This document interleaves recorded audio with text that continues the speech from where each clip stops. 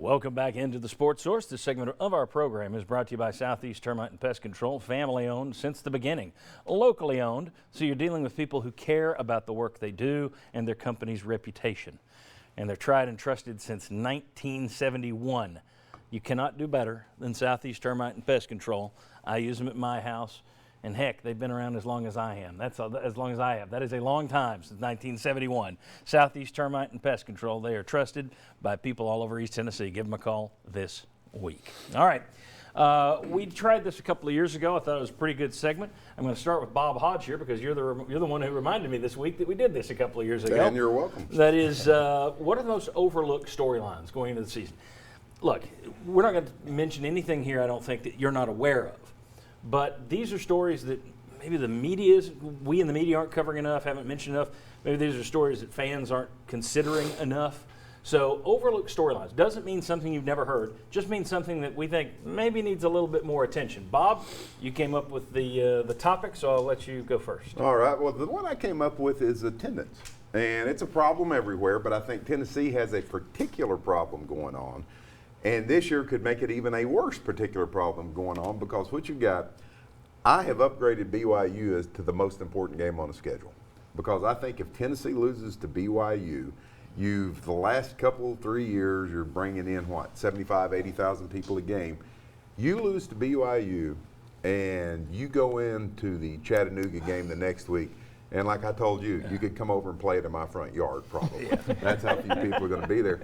And this goes back to the revenue that the school needs. I mean, I think people have kind of, since the SEC networks come alive, the money's there. We got money. We don't need money. Well, how many games have you been to in the last couple of years where 65, 70,000 people? Yeah. And at Tennessee, you're losing a lot of money on those games. So I think beat BYU, see what happens after that, lose to BYU, and I think you've got some real problems ahead of you attendance-wise. All right. I'm going to run through mine here. We'll do two at a time, and then everybody can chime in on whatever they like. So what happens to attendance if Tennessee loses early in the year, especially to BYU? Okay, that's yours. My overlook storyline, everybody knows this, but I don't see anybody wringing their hands about it. And I'm all for wringing my hands over the Jarrett Garantano situation, meaning what if he breaks an ankle? What if he twists a knee? Who's behind him? You've got two guys who, one is a redshirt freshman, never got on the field, obviously, that's the redshirt. One is a true freshman.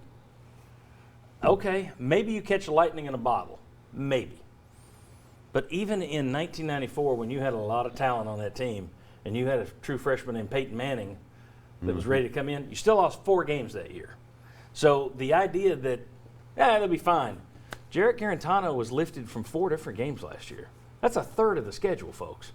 Now, we just went through this offensive line. It looks like it's going to be upgraded, but there are still question marks all over it. If he takes anywhere near the beating he took last year, I would expect him to come out of a game or two, and then you are going to your backups. And at that point, I think this, if you had to deal with some sort of severe injury, long-term injury to Garantano, I think this season could go off the rails and off the rails quickly. And I don't know that that's gotten enough attention. I mean, people, it's like we know it, let's just not talk about it. And how important is it to put Georgia State away early to get those other 2 guys on the field? Yes, that's great. If you're having one of these struggles and it's 14-0 at halftime, like you saw last year. Yeah. Same thing with the Chattanooga game. Got to get those guys time. And Pruitt said yesterday when he was talking about those young guys, they got to stop throwing the ball to the other team. Right. Yeah. And it does coaching analysis. And you would expect Shrout's going to be the guy. JT Shrout, who was the redshirt freshman, he's expected to be the backup. Brian Maurer has come in, and Pruitt was talking about the fact that Maurer can make plays with his legs, make things happen when plays break down. Sounds good, but again, you just don't have any kind of proven player back there. Last year, you had people that were actually saying, well, make Chris the starter. You're not in that position this year. Which of these two stories, either of those? Shrout will be the backup, I think. Yeah. Both of them have really good arms. Real good arms. The thing about Shrout, though, that concerns me, he threw a lot of interceptions his senior year of high school. Well, it was like a 1-to-1. Yeah, it was a 1-to-1 situation. Yeah. Attendance stick out to you in terms of what happens at BYU? Yeah, I agree with Bob. Yeah. I felt like Brigham Young was the most important, not just attendance, but if you can't beat Brigham Young, why do you think you're going to beat Florida, etc.? Yeah. Exactly. So what does it mean the rest of the year? If you lose BYU, the conversation about is this a bowl team is a real one. Well, and I think if you get in that conversation after what Tennessee's been through in the past, I think that's where it goes back Yeah. to attendance, and I think there are a lot of people who are going to check out, which, as a television host, I'm not for that. Okay. When we come back, actually, our ratings are really good when they win or lose, which is good. So anyway, you like to watch when you're mad, which I'm happy about. More of the biggest overlooked storylines are next, including short yardage runs and depth at cornerback. Come on back, we'll discuss.